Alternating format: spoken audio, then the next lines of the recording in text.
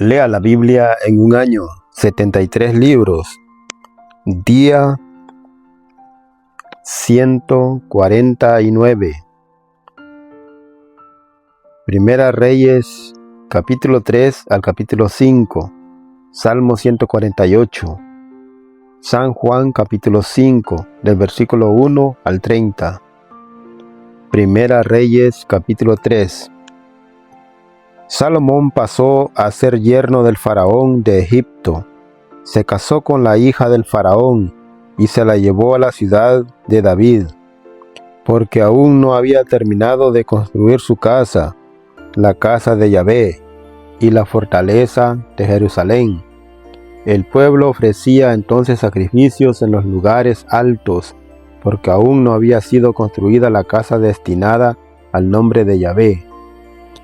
Por este mismo motivo Salomón ofrecía sacrificios en los lugares altos y quemaba allí perfumes, a pesar de que amaba a Yahvé y seguía los preceptos de David su padre. El rey se dirigió a Gabaón para ofrecer allí sacrificios, pues era el principal lugar alto. Salomón ofreció muchos sacrificios en ese altar, más de 1000 holocaustos.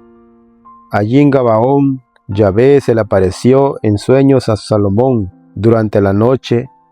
Le dijo: «Pídeme lo que quieras y te lo daré». Salomón le respondió: «Tú has mostrado una bondad muy grande para con tu servidor David, mi padre. Es cierto que caminó en tu presencia en la fidelidad, la justicia y la sinceridad. Tú no has puesto fin a esa bondad hacia él, pues has querido que su hijo esté ahora sentado en su trono. Tú me has hecho rey, Yahvé, Dios mío, en lugar de mi padre David, pero yo soy todavía muy joven y no sé aún actuar. Tu servidor se las tiene que ver con tu pueblo, al que tú mismo elegiste, y es un pueblo tan numeroso que no se lo puede ni calcular ni contar. Concede pues a tu servidor que sepa juzgar a tu pueblo y pueda distinguir entre el bien y el mal. ¿Quién podría en realidad gobernar bien a un pueblo tan importante?» Le agradó al Señor el pedido de Salomón, y Dios le dijo: «No has pedido para ti una larga vida, ni la riqueza ni la muerte de tus enemigos, y en cambio me pediste la inteligencia para ejercer la justicia. Pues bien, te voy a conceder lo que me pediste. Te doy un corazón tan sabio e inteligente como nadie lo ha tenido antes que tú, y como nadie lo tendrá después de ti. Y además te daré lo que tú no has pedido. Tendrás riquezas y gloria más que ningún otro rey de la tierra durante tu vida. Si andas por mis caminos y observas mis ordenanzas y mis mandamientos, como lo hizo tu padre David, te daré larga vida». Entonces se despertó Salomón y comprendió que había sido un sueño. Cuando regresó a Jerusalén, fue a rendir homenaje al arca de la alianza de Yahvé y ofreció holocaustos y sacrificios de comunión. Después dio un gran banquete a todos sus servidores. Fueron 2 prostitutas al tribunal del rey. Una de ellas le dijo: «Señor, atiéndeme. Esa mujer y yo vivíamos en la misma casa. Y en esa casa di a luz a un niño. 3 días después del parto ella dio a luz también a un niño. Estábamos juntas. Ninguna persona extraña estaba con nosotras. Éramos las únicas en la casa. Pues bien, durante la noche murió el hijo de esa mujer, porque ella se acostó encima de él. Entonces se levantó a medianoche, tomó a mi hijo que estaba a mi lado mientras yo dormía, lo acostó a su lado y puso al niño muerto al lado mío. Por la mañana, cuando me levanté para dar de mamar a mi hijo, vi que estaba muerto, pero al mirarlo con más atención me di cuenta de que no era el hijo que había dado a luz.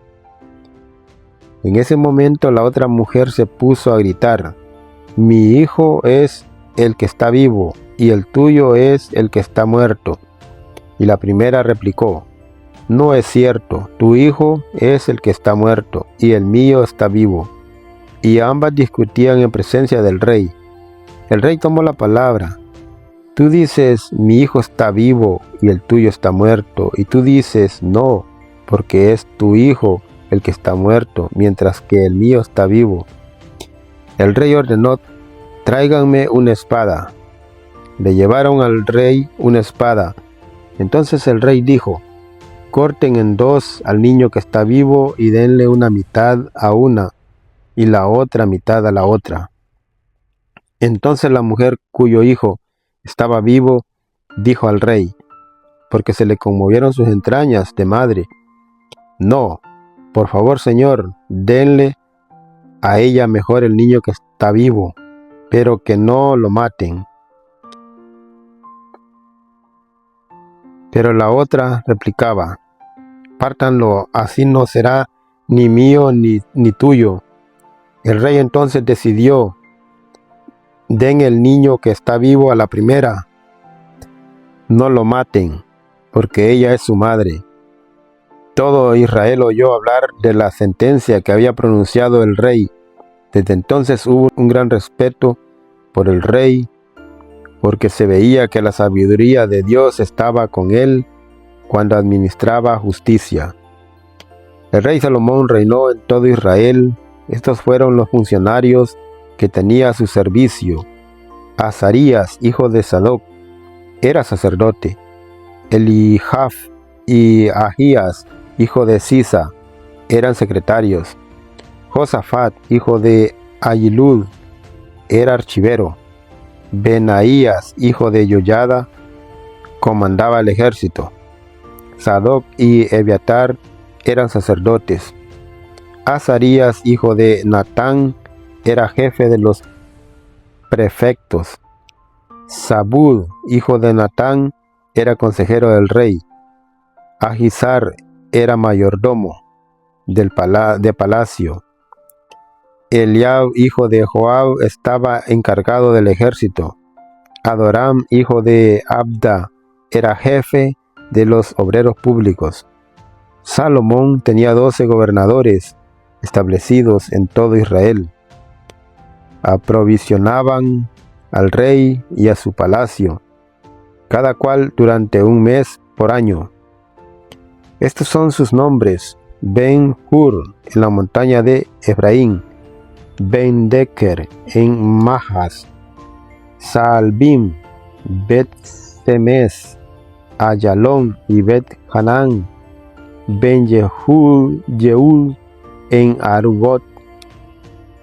También tenía a su cargo Soco y todo el territorio de Jefer. Ben-Abinadab era en las lomas de Dor. Su mujer Tabaat era hija de Salomón. Baana, hijo de Ahilud, en Tanac y Megido, y hasta más allá de Jacneam. También tenía a Bet-Seán abajo de Yisreel, y de Bet-Seán hasta Abel-Mejola, en dirección de Sartán. Ben-Geber en Ramot de Galaad tenía los campamentos de Jair, hijo de Manasés, en Galaad, y el territorio de Argou en el Basán, o sea, 60 ciudades fortificadas con murallas y candados de bronce.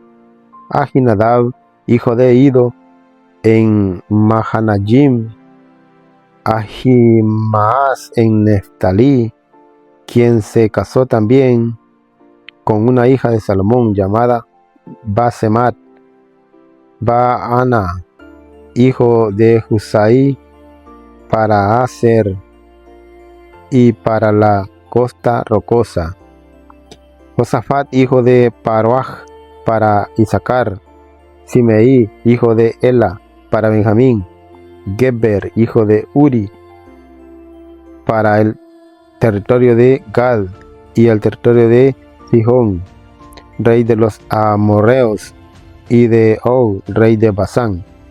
Además, un prefecto permanecía en el territorio de Judá. Cada uno de esos gobernadores aseguraba durante todo un mes la mantención de Salomón y de todos los que comían de la mesa del rey. Velaban para que nada faltara, y según las órdenes que habían recibido, cada uno hacía llegar la cebada y la paja para los caballos y las bebidas de carga a los corrales donde estaban. Para la mantención de Salomón se necesitaban diariamente 30 medidas de harina fina y 60 medidas de harina ordinaria, 10 bueyes gordos, 20 bueyes de potrero, 100 corderos, sin contar los ciervos, las gacelas, los corzos y las aves de engorda. Su poder se extendía por todo el territorio a este lado del río, desde Tafsa hasta Gaza, sobre todos los reyes de esa región, y la paz reinaba en todas sus fronteras durante todo el reinado de Salomón. Judá e Israel vivieron en paz, cada cual bajo su parra o bajo su higuera, desde Dan hasta Beerseba. Judá e Israel eran tan numerosos como la arena en la orilla del mar, que se comía, se tomaba y se bebía feliz. Salomón extendió su autoridad sobre todos los reinos, desde el río hasta el territorio de los filisteos y hasta la frontera con Egipto. Todos esos pueblos estaban sometidos a Salomón y le entregaban su tributo. Salomón tenía 4,000 establos para sus carros y sus 12,000 caballos. Dios le dio a Salomón la sabiduría y una inteligencia muy grande y una ciencia tan amplia como la arena que está en la orilla del mar. La sabiduría de Salomón superaba a la sabiduría de cualquier sabio de Oriente y a toda sabiduría de Egipto. Fue más sabio que cualquier otro, más sabio que Etán el Esrahita, más que Gemán, Calcol, Darda, los hijos de Mahol.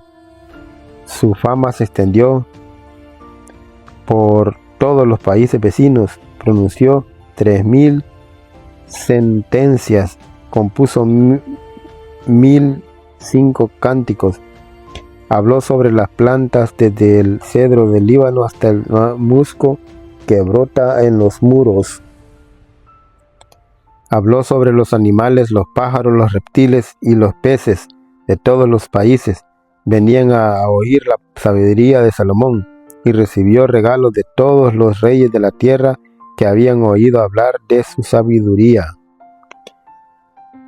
Cuando Hiram, rey de Tiro, supo que Salomón había sido consagrado como rey en lugar de su padre, le envió una embajada porque Hiram se había mostrado siempre como el amigo de David.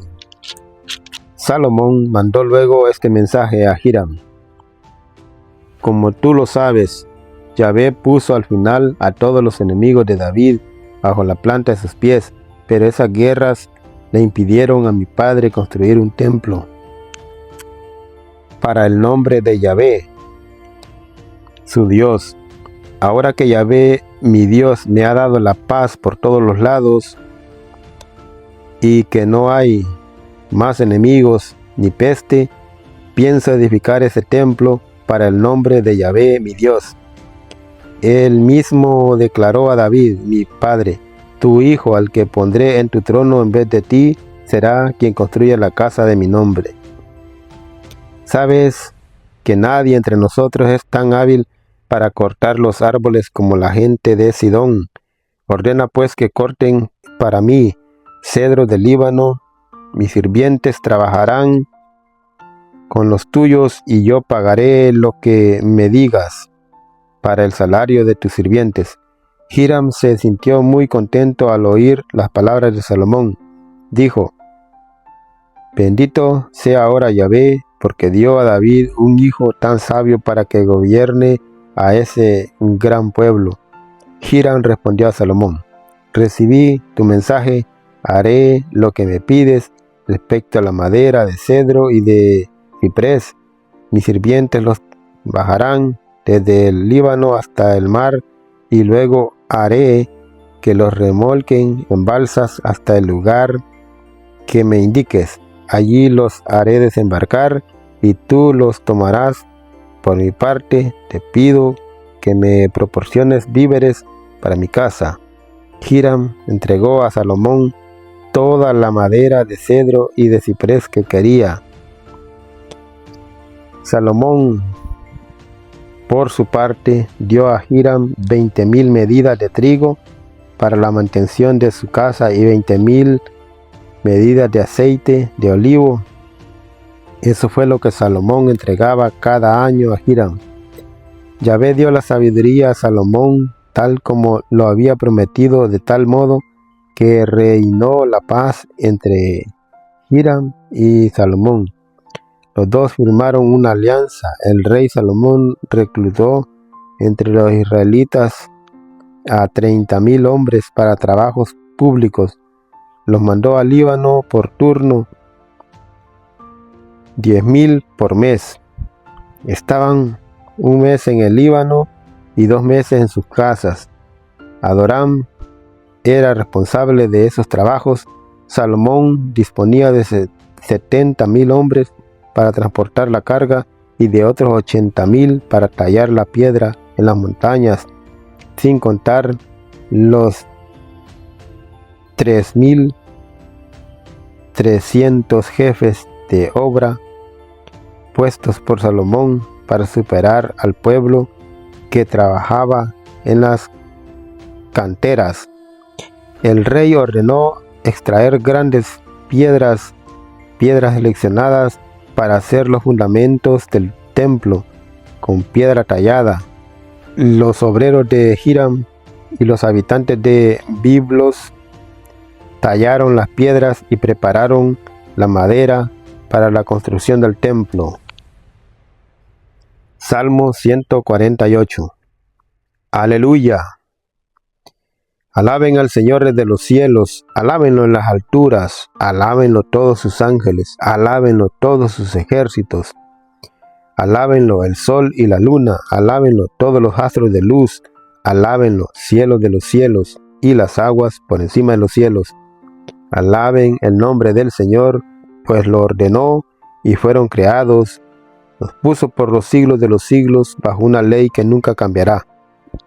Alaben al Señor desde la tierra, monstruos del mar y todos sus abismos, fuego y granizo, nieve y neblina, huracán que ejecuta su palabra, las montañas y todas las colinas, árboles frutales y todos los cedros, animales salvajes y domésticos, reptiles y aves que vuelan, reyes de la tierra, todas las naciones principales y los que gobiernan la tierra, jóvenes y muchachas, ancianos con los niños. Alaben el nombre del Señor, pues su nombre es el único sublime, su majestad excede tierra y cielo. Levantó la cornamenta de su pueblo, causa de orgullo para todos sus amigos, para Israel, el pueblo que a él se acerca. San Juan capítulo 5, versículo 1 al 30. Después de esto, se celebraba una fiesta de los judíos, y Jesús subió a Jerusalén. Hay en Jerusalén, cerca de la puerta de las ovejas, una piscina llamada en hebreo Betesda. Tiene estas 5 pórticos, y bajo los pórticos yacía una multitud de enfermos y ciegos, cojos, tullidos y paralíticos. Todos esperaban que el agua se agitara, porque un ángel del Señor bajaba de vez en cuando y removía el agua. Y el primero que se metía después de agitarse el agua quedaba sano de cualquier enfermedad que tuviese. Había allí un hombre que hacía 38 años que estaba enfermo. Jesús lo vio tendido y cuando se enteró del mucho tiempo que estaba allí, le dijo: ¿quieres sanar? El enfermo le contestó: Señor, no tengo a nadie que me meta en la piscina cuando se agita el agua. Y mientras yo trato de ir, ya se ha metido otro. Jesús le dijo: levántate, toma tu camilla y anda. Al instante el hombre quedó sano, tomó su camilla y empezó a caminar. Pero aquel día era sábado. Por eso los judíos dijeron al que acababa de ser curado: hoy es día sábado, y la ley no permite que lleves tu camilla a cuestas. Él les contestó: el que me sanó me dijo: toma tu camilla y anda. Le preguntaron: ¿quién es ese hombre que te ha dicho toma tu camilla y anda? Pero el enfermo no sabía quién era el que lo había sanado, pues Jesús había desaparecido entre la multitud reunida en aquel lugar. Más tarde Jesús se encontró con él en el templo y le dijo: ahora estás sano, pero no vuelvas a pecar, no sea que te suceda algo peor. El hombre se fue a decir a los judíos que era Jesús el que lo había curado. Por eso los judíos perseguían a Jesús, porque hacía tales curaciones en día sábado. Pero Jesús les respondió: mi Padre sigue trabajando y yo también trabajo. Y los judíos tenían más ganas todavía de matarle, porque además de quebrantar la ley del sábado,